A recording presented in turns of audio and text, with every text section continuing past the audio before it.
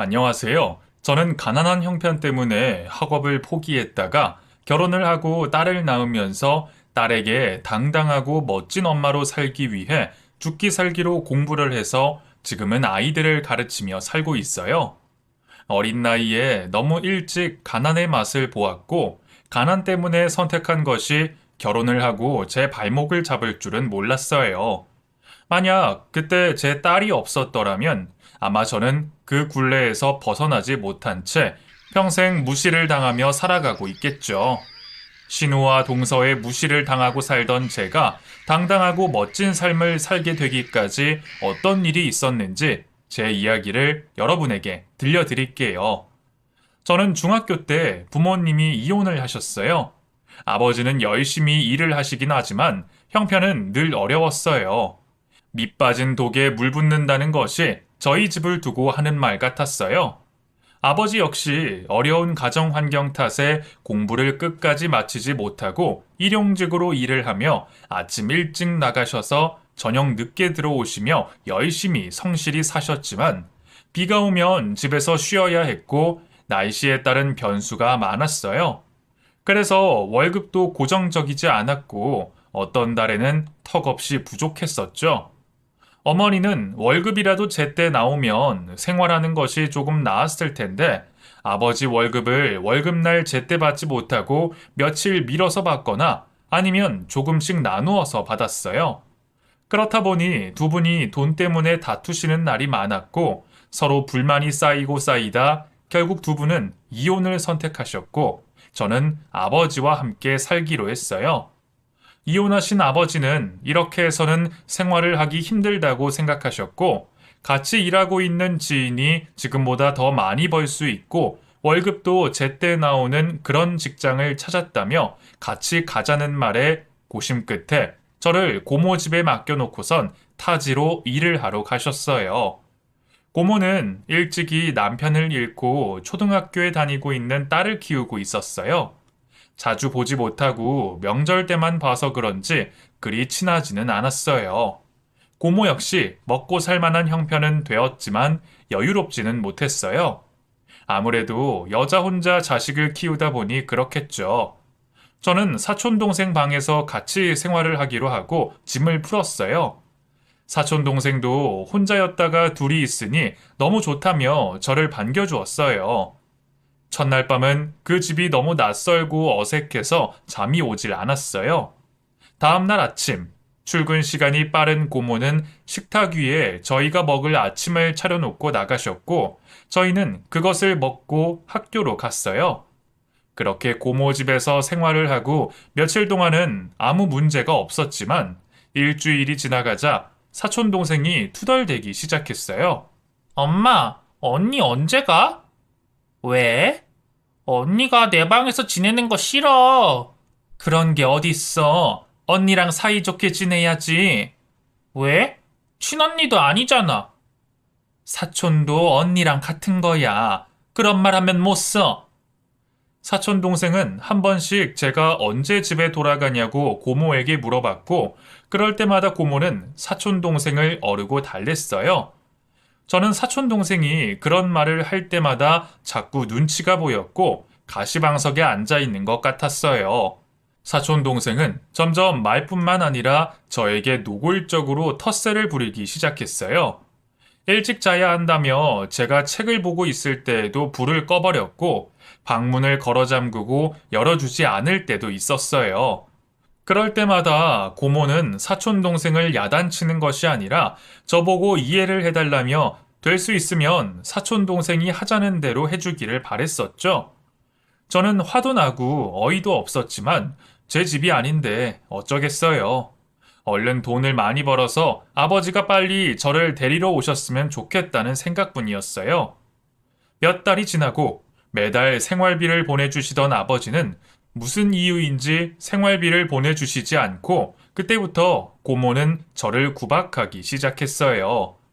퇴근을 하고 오면 설거지가 안 되어 있다는 둥, 집안이 엉망이라는 둥, 제가 들으라는 식으로 눈치를 줬어요.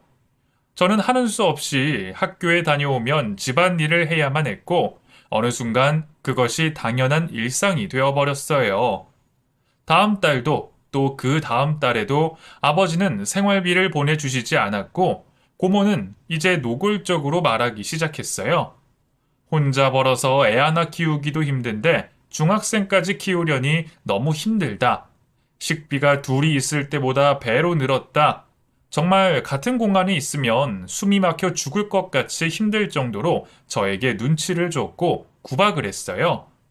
하루는 사촌 동생이 잠을 자다가 화장실을 가려고 침대에서 내려오다 제 몸에 걸려 넘어진 적이 있었어요. 사촌 동생은 울고불고 난리가 났고 저 역시 가만히 자고 있다가 봉변을 당한 거라 멍한 상태였어요. 방문을 열고 급하게 뛰어들어온 고모는 다짜고짜 저에게 화를 냈고 사촌 동생을 자신의 방으로 데리고 갔어요. 저는 너무 서러워서 눈물이 났고 잠이 오질 않았어요. 내가 여기서 왜 이런 서러움을 받으며 지내야 하는지 아버지가 너무 원망스러웠어요. 다음 날 고모는 저를 불렀어요. 너네 아버지 연락이 됐니? 아니요. 저도 며칠 동안 연락을 못 받았어요. 너네 아버지도 참 그렇다. 자식 새끼 맡겨놓고선 어쩜 이렇게 무책임하다니? 너도 알다시피 지금 내 형편에 너까지. 아휴, 내가 정말 요즘 같아선 딱 죽고 싶다니까. 고모는 제가 나갔으면 좋겠어요? 아니, 내가 꼭 그렇대? 너네 아버지가 널 맡기면서 매달 생활비를 주기로 해놓고선 지금 몇 달째 주지를 않으니 하는 소리지. 저한테 얘기한다고 달라질 건 없잖아요. 얘 봐라. 먹여주고 재워줬더니 고마운 줄은 모르고. 저한테 이러지 마시고 아버지한테 말하세요. 아니 저것이 고모한테 말하는 것 좀 봐. 부모 손에서 못 큰 애들이 다 저렇다니까. 어디 무서워서 말을 하겠니? 고모의 말에 화가 난 저는 그날 밤 짐을 챙겨서 고모의 집에서 나왔어요. 그리고 예전에 아버지가 알려준 주소를 들고 무작정 아버지를 찾아갔어요. 아무 소식 없이 찾아온 저를 보고 아버지는 그동안 고생한 것을 알고 있다는 듯이 눈물을 훔치셨고 죽이 되던 밥이 되던 둘이서 같이 살아보자고 하셨어요. 저는 지금 형편에 학교를 다닌다는 것이 사치처럼 느껴졌어요. 그래서 자퇴를 하기로 결심했어요. 아버지는 지금 자신의 모습을 보고도 그런 말이 나오냐며 화를 내셨지만 학교를 그만두고 일을 하며 공부해서 검정고시를 보면 된다는 저의 고집을 꺾을 수는 없었어요. 저는 알바를 하며 아버지와 같이 악착같이 돈을 벌었어요. 그렇게 저는 성인이 되었고 아버지와 같이 살 집 한 칸을 마련했어요. 저는 집 근처에 있는 카페에서 알바를 계속하고 있었고 그곳에서 남편을 만나 어린 나이에 결혼을 하게 되었어요. 가정 형편이 어려워 대학교도 못 가고 한창 예쁠 어린 나이에 시집을 온 저를 시댁 식구들은 따뜻하게 대해줬어요. 남편에게는 여동생과 남동생이 있었고 여동생은 대학을 다니고 있었어요. 저는 시댁에 갈 때마다 대학생인 여동생이 부러웠어요. 저와 나이 차이도 얼마 나지 않는 시누이는 한껏 멋을 부리고 다니며 친구들과 여행을 다니며 인생을 즐기면서 살고 있었어요. 저는 저대로 지금껏 잘 살아왔다고 생각했었는데 시누이와 자꾸 제 모습이 비교가 돼서 우울해지고 제 자신이 초라해졌어요. 결혼을 하고 반년이 지났을까? 직장 생활을 하고 있던 시동생이 같은 직장을 다니고 있는 여자와 결혼을 하겠다고 데리고 왔어요. 임신을 먼저 하게 된 두 사람은 몇 달 뒤 바로 결혼을 했어요. 신혼여행을 다녀온 두 사람이 시댁에 오는 날 저희도 시댁으로 넘어갔고 저는 시어머니와 함께 음식 만드는 것을 도와줬어요. 이윽고 두 사람이 들어왔고 같이 식사를 하고 거실에서 차를 마셨어요. 그날이 제가 시댁 식구들에게 무시를 당하기 시작하는 날일 줄은 꿈에도 생각하지 못한 채 하하호호 웃으며 이야기를 나누었어요. 얘야, 큰애가 너보다 나이는 어리지만 그래도 손윗사람이니 깍듯하게 대해야 한다. 네, 당연하죠, 어머니. 저도 그 정도는 다 알아요. 참, 형님이 저와 같은 동네에서 자라셨더라고요. 그래? 그럼 오며 가며 마주쳤을 수도 있겠구나. 형님, 어쩌면 중고등학교 제 후배일 수도 있겠는데요? 아닐 거예요. 저는 졸업을 하지 못했거든요. 네?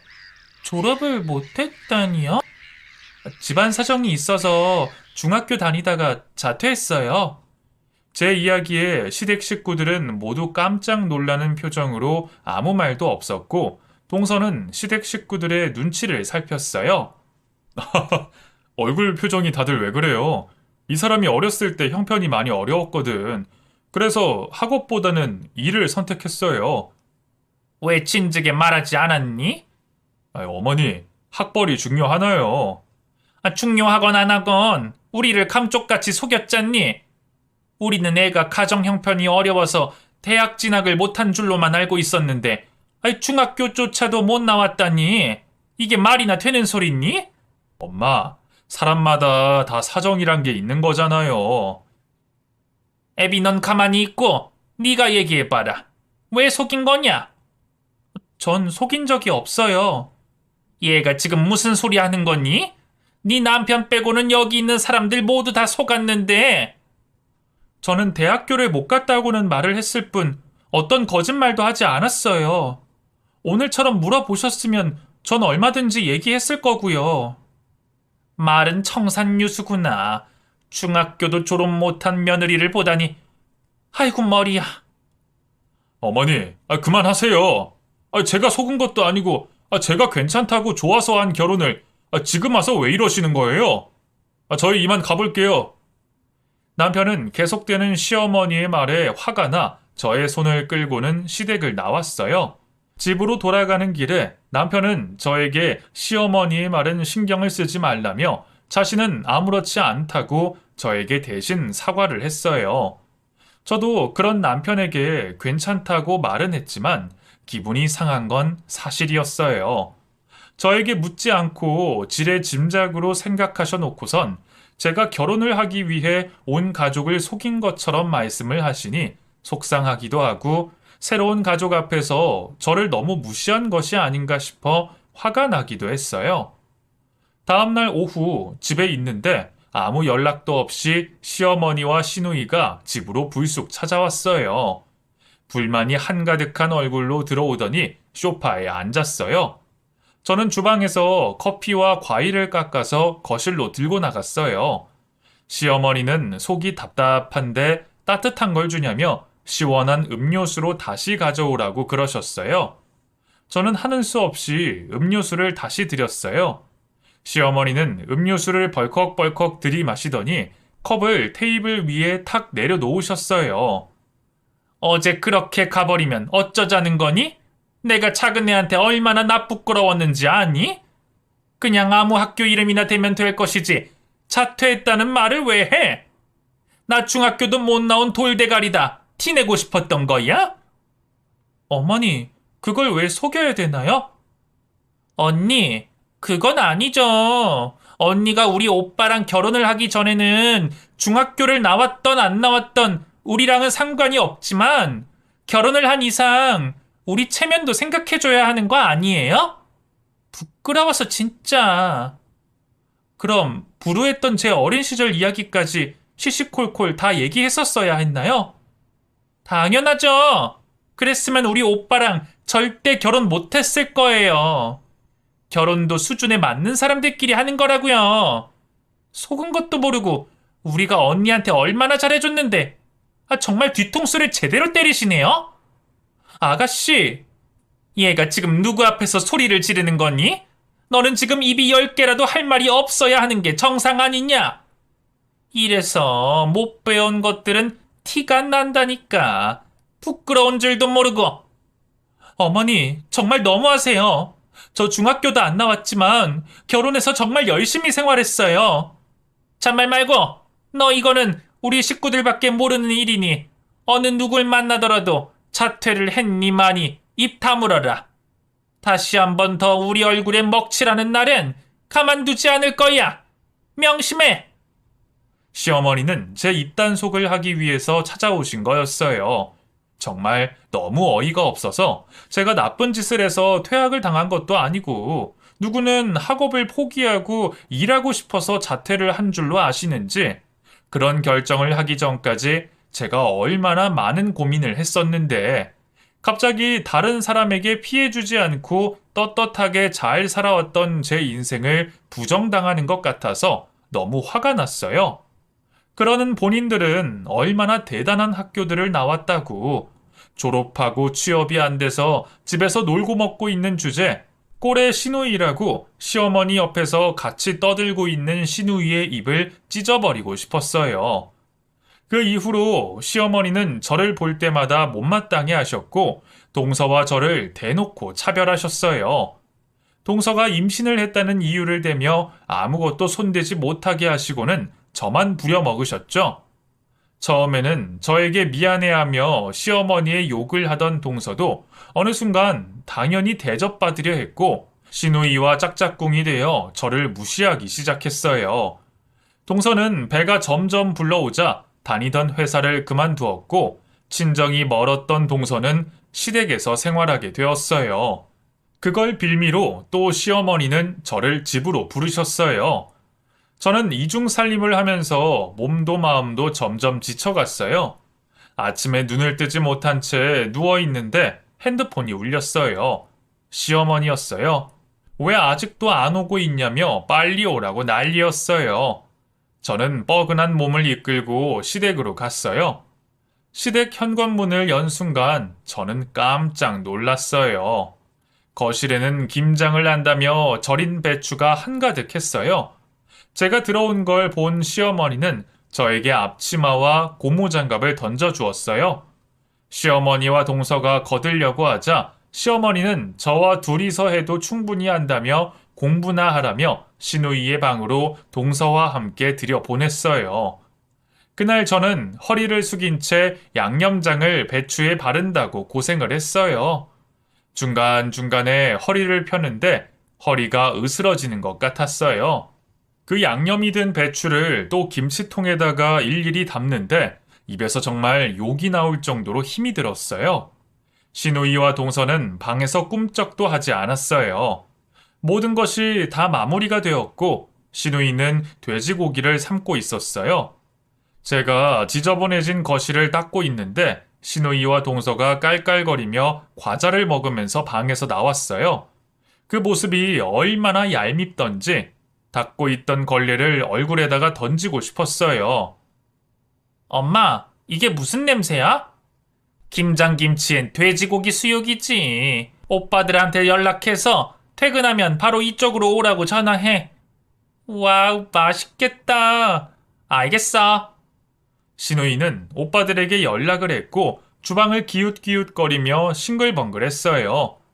저녁이 되자 시댁 식구들이 다 같이 모여 앉았어요. 이야, 이번 김치 정말 맛있는데요? 역시 어머니 음식 솜씨는 알아줘야 해요. 그렇지. 이거 하느라 다들 고생했겠네요. 재수 씨는 배도 부른데. 아니에요. 저는 한 게 별로 없어요. 다른 가족들은 다 같이 맛있다며 김치를 쭉쭉 찢어가며 고기와 함께 돌돌 말아 싸먹는데 저는 몸이 피곤해서 먹고 싶은 생각도 들지 않았어요. 제가 옆에서 잘 먹지도 못하고 있자 남편은 신경이 쓰였는지 고기와 김치를 제 앞접시에 가져다 주며 챙겨주었어요. 그 모습이 또 시어머니는 마음에 드시지 않는지 혀를 또 끌끌 차셨어요. 식구들이 저녁을 다 먹고 남편이 김장하느라 고생했다며 자기가 설거지를 하겠다고 나섰어요. 그러자 시어머니가 버럭 화를 내셨어요. 아서라, 일하고 와서 피곤할 텐데 네가 설거지를 왜 해? 김장하느라 오늘 고생 많았을 텐데 이 정도는 제가 해야죠. 너 집에서도 일하고 온 애한테 이런 거 시키니? 아니에요. 제가 하는 거예요. 같이 하면 좋죠. 왜 그래요? 나는 그런 꼴 못 본다. 애미한테 고무장갑 주고 너는 나와 얘기 좀 하자꾸나. 시어머니는 남편을 데리고 주방을 나갔어요. 거실에서는 시어머니와 남편의 언성이 높아졌고 시동생은 중간에서 안절부절하지 못했어요. 임신한 사람도 있는데 집안에서 이러지 말고 밖으로 나가자며 시동생은 시어머니와 남편을 데리고 밖으로 나갔어요. 주방에서 식탁을 정리하던 동서가 주방을 나가려고 하자 저는 화가 났고 이번만큼은 참을 수가 없었어요. 동서, 어디 가요? 제가 할 일이 없어서요. 왜 없어요? 싱크대에 설거지 쌓인 거 안 보여요? 그건 형님이 하실 거잖아요. 해도 너무하네요. 임신했다고 지금까지 집안일 한 것 하나도 없으면서 오늘 같은 날에는 같이 해주면 어디가 덧나요? 저야 같이 해드리고 싶죠. 하지만 배가 이렇게 부른데 어떻게 도와드리겠어요? 그리고 시어머니도 하지 말라시고. 저는 형님보다는 시어머니 말씀이 더 중요하거든요. 동서, 그래서 지금 안 하겠다는 소리예요? 네, 형님, 전 못해요. 형님 일에 절 끌어들이지 마세요. 끌어들이다뇨? 지금 형님이 왜 이러고 있는지 정말 모르시고 하시는 말씀이세요? 지금 형님이 결혼 전에 속인 학벌 때문에 이러고 있는 거잖아요. 지금 어머님이 형님한테 속으셔서 괘씸해서 이렇게 하고 계시는 건데 제가 미쳤다고 중간에 끼어드나요? 그 얘기가 여기서 또 왜 나와요? 본인이 잘못해서 이런 대우를 받고 있는 걸 나한테 하려고 하면 어떡해요? 주방에서 저와 동서가 말다툼을 하고 있자 신우이가 들어왔어요. 둘이 왜 그래요? 어머님이 형님한테 시키신 일을 저더러 하라잖아요. 언니, 사실이에요? 도대체 왜 그래요? 좀 조용하게 살 수 없어요? 우리 집에 일어나는 일은 다 언니 때문인 거 아직도 모르겠어요? 중학교를 못 나오면 이런 것도 빨리 모르나? 뭐라고요? 그렇잖아요. 언니가 애초에 자기랑 맞는 사람이랑 결혼했었음 이런 꼴도 안 당할 텐데 왜 우리 오빠랑 결혼을 해서 이런 대우를 받고 사냐고요? 같은 여자로서 쪽팔려서. 지금 말 다 했어요? 그러는 아가씨는 뭐 그리 대단한 인생을 살고 있다고 저한테 그런 소리를 하는 거예요? 제가 뭘요? 중학교도 못 나온 나나 대학교 졸업해서 취업도 못하고 집에서 빈둥빈둥 거리고 있는 아가씨나 다를 바가 없다고요. 뭐예요? 지금 말 다 했어요? 지금 어디다 대고 자기랑 나랑 같은 취급을 하는 거야? 나는 지금 공부하고 있잖아요. 사람을 우습게 봐도 유분수지. 대가리가 돌이라 앞뒤 분간을 못하는 건지. 말 조심해요. 이제는 나도 더 이상 못 참아요. 못 참으면 어쩔 건데요. 한 대 치겠다는 소리처럼 들리네요.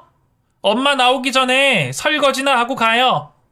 막말을 퍼붓던 신우이와 동서는 주방을 나갔어요. 저는 화가 부글부글 끓어올랐어요. 눈물도 나오고 제 신세가 너무 처량하고 비참했어요. 집으로 돌아온 저는 지금껏 밀어놓기만 했던 검정고시를 알아봤고 공부를 시작했고 고등학교 졸업자와 동등한 학력을 가지게 되었어요. 하지만 시댁 식구들은 여전히 중학교를 못 나온 사람 취급을 하면서 계속해서 저를 무시했어요. 그런 무시 속에서 저는 임신을 했고 아이를 낳았어요. 아이가 있으면 조심할 줄 알았던 시댁 식구들은 아이가 듣고 있는 곳에서도 저에게 막말을 하고 무시를 했어요. 저는 시댁 식구들에게 커다란 상처를 받았고 도저히 참을 수가 없었어요. 저들의 코를 납작하게 해줘야겠다고 다짐을 했던 저는 남편에게 공부를 더 하고 싶다고 이야기를 했고 남편은 얼마든지 도와주겠다며 열심히 해보라고 했어요.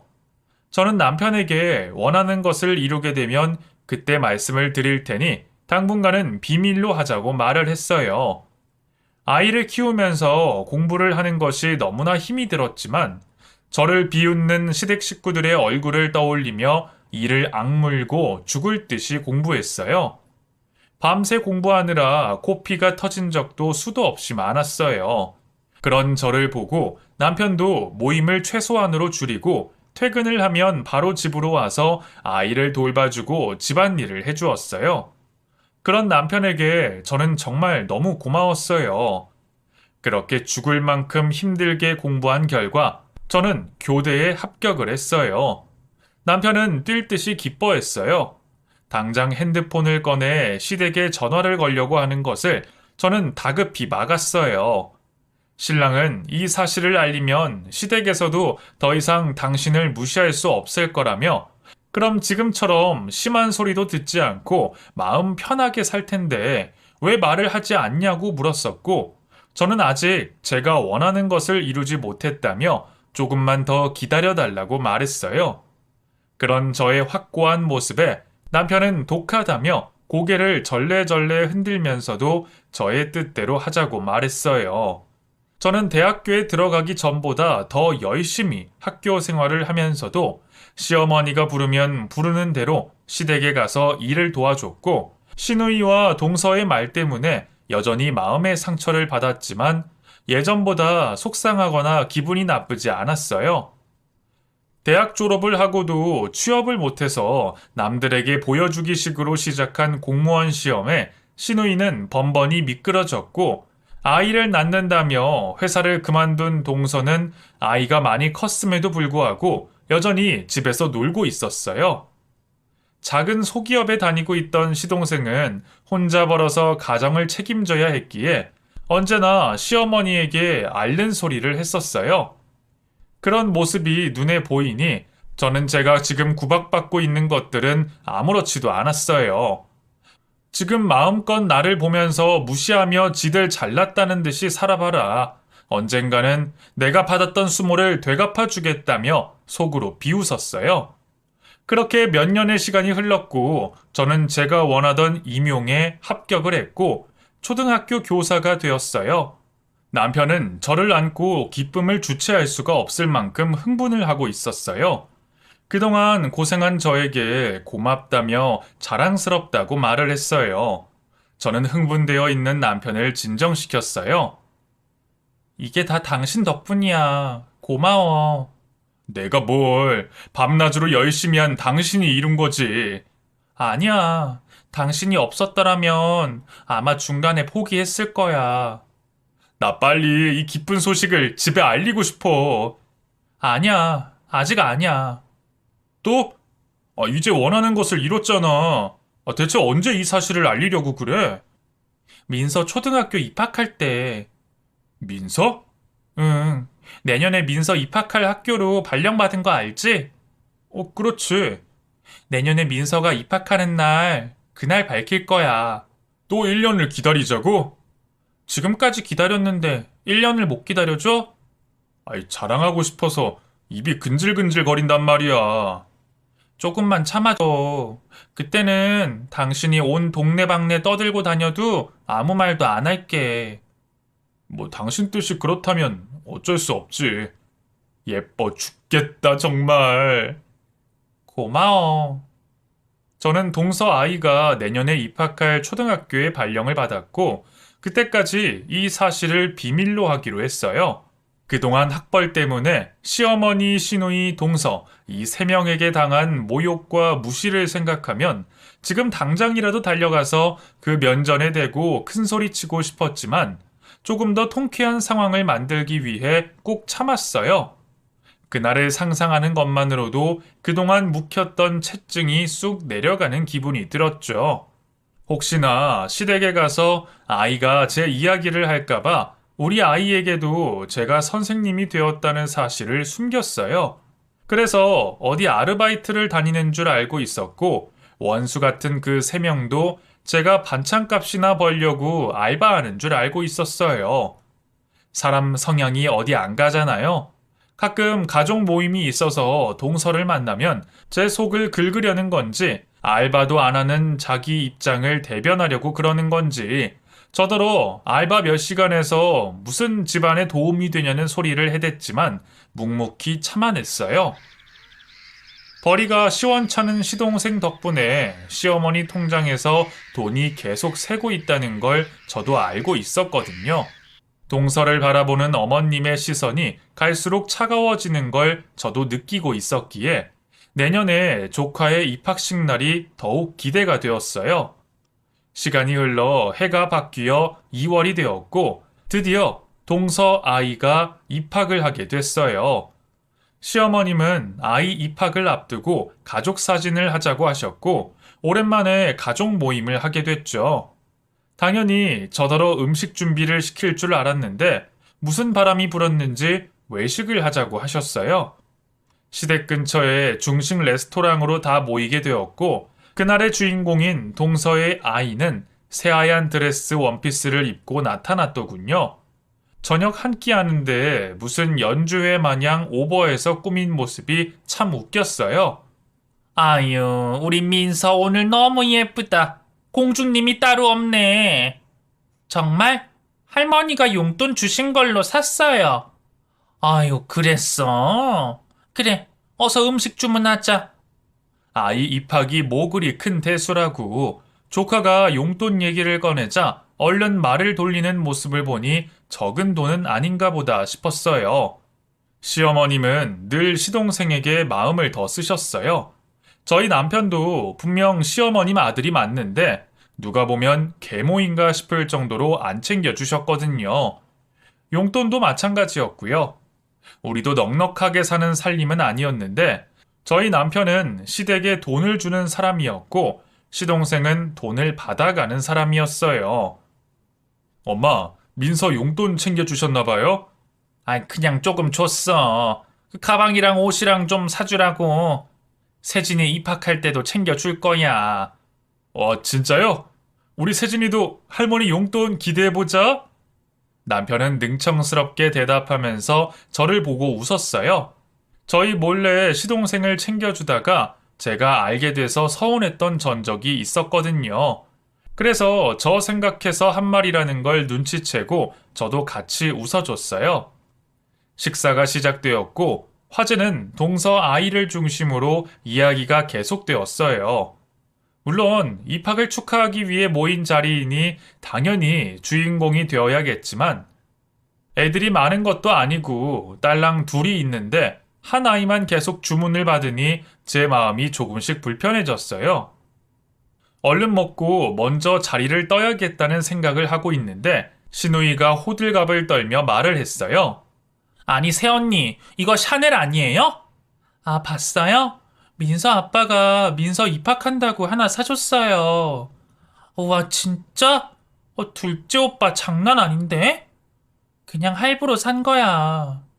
할부라도 1, 2십 하는 것도 아니고 둘째 언니 부럽다. 생활비도 부족해서 시어머님께 손 벌리며 사는 사람들이 명품백을 할부로 샀다는 말을 들으며 참 대책 없구나 싶었어요. 형편 때문에 중학교 졸업도 못한 나에게 그렇게 비난을 했으면서 형편도 안 되는 상황에 몇백만 원이나 하는 가방을 덥석 샀다니. 아이가 초등학교를 입학하는데 왜 엄마가 명품백을 선물 받아야 하는지도 도통 이해가 안 되더군요. 시어머님도 명품백 얘기를 같이 들었지만 별 말씀을 않으셨어요.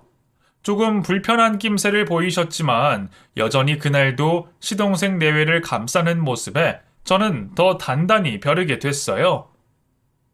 그동안 내가 받은 수모들 곧 되돌려 주리라. 3월 입학식 날이 아주 기대가 되더라고요. 게다가 아이러니하게도 동서 아이의 담임을 제가 배정받게 되어서 제가 담임이 되었거든요. 신도 저의 편이 되어줬으니 한방 먹일 일만 남은 거죠. 이야, 당신 진짜 멋진데? 고마워요, 여보. 역시 옷이 날갠가 봐. 당신 덕분에 이렇게 비싼 옷도 다 입어보고. 오늘 잘하고 와. 재수씨 만나면 인사 잘하고. 응. 제가 입학식을 얼마나 기다렸는지 잘 아는 남편이 전날 퇴근하고 집에 오는 길에 제 옷을 한 벌 사왔어요. 백화점에 가서 나름 비싼 옷으로 골라왔다는 원피스는 제 인생 처음으로 입어보는 비싼 옷이었어요.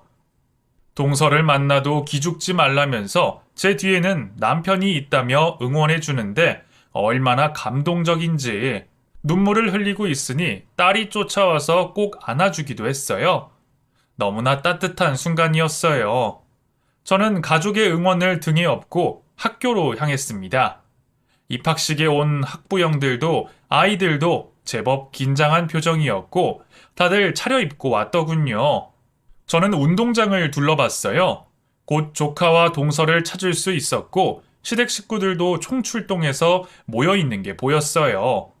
저는 마음을 가다듬고 제가 맡은 반 아이들의 이름표를 하나씩 건네주었고 곧이어 조카와 저의 눈이 마주쳤어요. 저를 알아본 조카는 깜짝 놀라 입을 다물지 못하더군요. 놀라는 아이를 챙겨주고 고개를 드니 역시나 깜짝 놀란 동서가 자기 아이처럼 입을 떡 벌리고 쳐다보고 있었어요.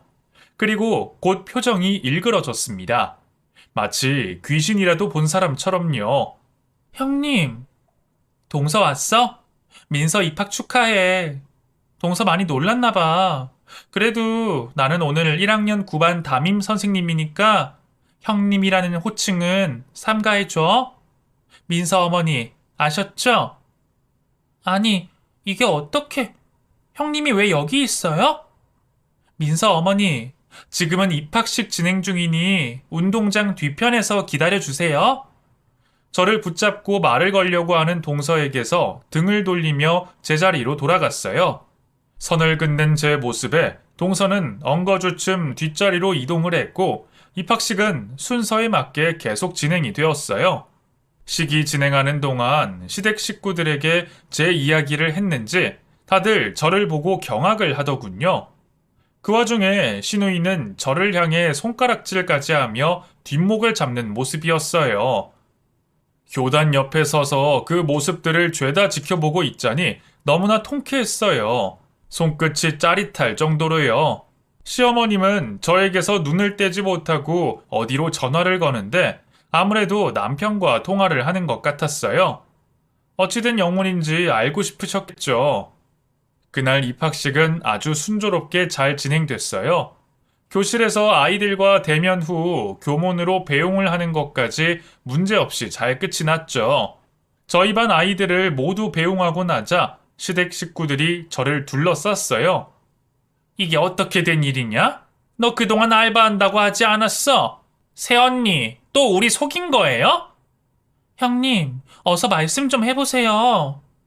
셋이서 얼마나 쏘아붙이던지 주변에 있던 학부형들이 힐끔힐끔 쳐다봤어요. 저는 지금 업무가 남아서 교무실로 가봐야 하니 저녁에 시댁에서 만나자고 하고는 곧장 학교 안으로 들어가 버렸어요. 등 뒤에서 저를 쳐다보는 시선이 느껴졌지만 한 번을 돌아보지 않고 곧장 교실로 향했죠. 저들 셋이 속이 얼마나 탈까 싶어 입가에 미소가 저절로 지어졌어요. 정말 예상대로 체증이 내려갔는지 속이 후련했습니다. 그날 저녁 아이와 남편을 데리고 시댁으로 갔어요. 아이는 그제야 제가 선생님이라는 걸 알고 신나서 제잘됐고요. 남편도 낮에 시어머님이 자꾸 전화하셔서 곤란했다고 하면서 연신 웃더군요. 시댁에 들어서자마자 팔을 붙잡혀 소파에 앉혀줬어요. 그리고 시어머님의 신문이 시작됐어요. 에미, 어떻게 된 건지 어서 말해보거라. 하루 종일 얼마나 속이 탔는지 아니? 시어머님과 신우, 동서, 시동생까지 저에게서 눈을 떼지 않았어요. 저는 천천히 얘기를 시작했고요. 제가 가방끈이 짧아서 어머님도 아가씨도 동서도 불편해하시는 것 같아서요. 그래서 검정고시로 졸업하고 교대로 가서 선생님이 됐어요. 그게 다예요. 아니, 언니가 교대를 어떻게 가요? 거기 입학이 얼마나 힘든데. 그러니까요. 아가씨 공무원 공부보다 늦게 시작했는데 합격이랑 취직은 제가 먼저 했네요? 뭐라고요? 지금 말 다 했어요? 제 말에 빈정이 상했는지 시누이가 발끈하더군요. 그 모습에 남편이 나서서 말을 해줬어요.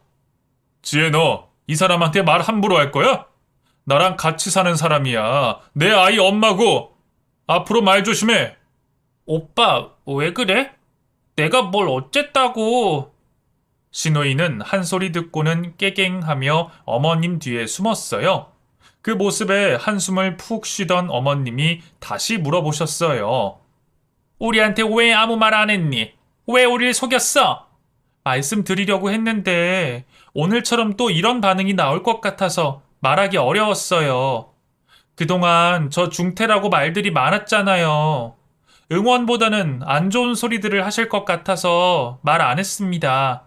형님, 정말 이상하시네요? 우리가 무슨 말을 했다고 이래요? 둘째는 가만히 있어. 네, 어머님. 시어머님은 한숨을 푹 쉬시며 가만히 계시더군요. 시어머님 뒤에 있던 시누이와 동서는 한통속이 돼서 저를 한껏 노려보고 있었고요. 그러면서도 제가 자기들을 속였다면서 저더러 무서운 사람이라며 수군거렸어요.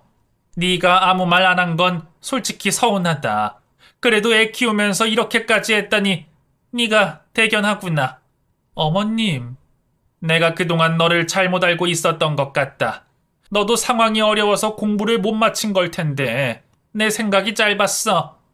너한테 모진 소리 한 거 미안하다. 엄마, 어머님. 시어머님의 돌발 발언에 시누이와 동서가 깜짝 놀라 소리쳤어요. 엄마, 그게 아니지. 아니긴 뭐가 아니야. 애 키우면서 살림해가면서 학교 졸업에 선생님까지. 첫째가 얼마나 대단하니? 그에 비하면 너는 세 발의 피지. 엄마, 너무해. 너무하긴 뭐가 너무해. 너도 이제 독립해. 다 큰 놈이 아직도 엄마한테 빌붙어서 용돈 받아서 사는 게 말이 돼? 공무원 시험도 그냥 때려쳐라. 10년이나 했으면 많이 했어. 시어머니의 냉정한 말에 우리 모두 놀랐어요. 다음 화살은 동서에게 향했어요. 민서, 이제 1학년에 입학했으니 올해 준비해서 너도 이제 일 알아봐라. 더 늦으면 일하고 싶어도 이제 못해. 그게 제가 나이가 있어서. 너는 첫째를 보고도 핑계가 나오니? 내 아들이 못나서 내가 지금까지 계속 도와줬지만 그래도 너희 살 거 다 사고 할 거 다 하는 거 보니 그렇게 힘든 상황도 아닌 것 같다. 나도 더 이상은 안 돼. 내 노후도 준비해야 되지 않겠니? 네, 어머님. 시어머니의 정색에 분위기가 순식간에 바뀌어 버렸어요. 어머님이 이 정도로 말씀하실 줄은 정말 기대 안 했거든요. 제 편을 들어주실 줄이야. 정말 세상 오래 살고 볼 일이었어요. 그날 이후로 모든 상황이 바뀌었어요. 그간 미운 오리 새끼처럼 끼지 못하고 겉돌기만 했던 제가 드디어 시어머님의 인정을 받게 되었어요. 그동안 콧대 높던 시누이와 동서도 제 앞에서 말을 함부로 하지 못하게 되었고요. 요즘은 시댁에 놀러 가게 되면 시어머님이 버선발로 반겨주시고 행여나 일하는 게 힘들지는 않는지 살뜰히 챙겨주세요. 상상도 못했던 그런 모습이죠. 세진이 너는 좋겠다. 엄마가 선생님이라서. 큰엄마 반에서 인기 진짜 많아. 애들이 큰엄마 진짜 좋아하거든. 응, 우리 엄마 진짜 대단하지. 그래, 부러워. 우리 엄마도 선생님이나 하지. 엄마는 일 안 해. 야, 김민서. 애들끼리 하는 말을 들은 동서는 얼굴이 벌개져서 아이를 데려갔어요. 시어머님의 생신을 맞아 모인 가족 모임 자리에서요. 시어머님은 동서의 뒷모습을 보면서 못마땅한 표정을 지으셨고요. 뭐라도 배워보라고 하니 말을 안 듣는다. 네가 얘기 좀 해봐라. 내 말은 뭐 듣나. 시동생도 동서가 일 좀 했으면 좋겠다고 궁시렁거렸어요. 시어머님 지원이 끊기고 나니 생활이 많이 어려운 모습이었죠. 궁시렁거리는 소리를 들어도 시어머님은 모른 채 하시며 저에게 음식을 챙겨주셨어요. 많이 먹어라. 너는 살이 좀 붙어야 돼. 몸이 이렇게 말라서 바깥 일을 제대로 하겠니? 괜찮아요, 어머님. 어머님도 맛있는 거 드세요. 오늘 생신이잖아요. 그래, 고맙다. 어머님은 제 손을 잡으시면서 고맙다고 하셨어요. 그리고 예전에 마음 아픈 얘기하셨던 일들 미안하다고 사과도 하셨고요. 그 계기로 저희는 세상 친한 고부 사이가 되었어요. 요즘 저는 너무 행복합니다. 시댁에서도 사랑받는 며느리가 되었고 선생님으로서 제 자리도 잘 다져가고 있어요. 일을 하면서 수입이 생기니 남편에게도 도움이 되고 아이에게도 멋진 엄마의 모습을 보여줄 수 있게 돼서 당당하고요. 반면 신우이는 아직도 계속 공무원 시험을 놓지 못하고 있어요. 나이가 점점 들어가는데도 결혼 생각은 꿈에도 못 꾸는 것 같고요. 시어머님의 눈치를 보는 생활도 익숙해진 모양이에요. 동서도 아직 일을 안 하고 있어요. 취직을 몇 번 시도는 했는데 얼마 못 버티고 그만두더라고요. 아직도 자존심을 내려놓지 못하고 마냥 20대 같은 마인드로 살고 있는 모습을 보면 조금 안타깝다는 생각도 들어요. 제 이야기는 여기까지예요. 끝까지 잘 들어주셔서 고맙습니다. 그리고 큰 태풍이 다가온다는데 모쪼록 피해 없이 다들 잘 지나가셨으면 좋겠어요. 그럼 건강하세요.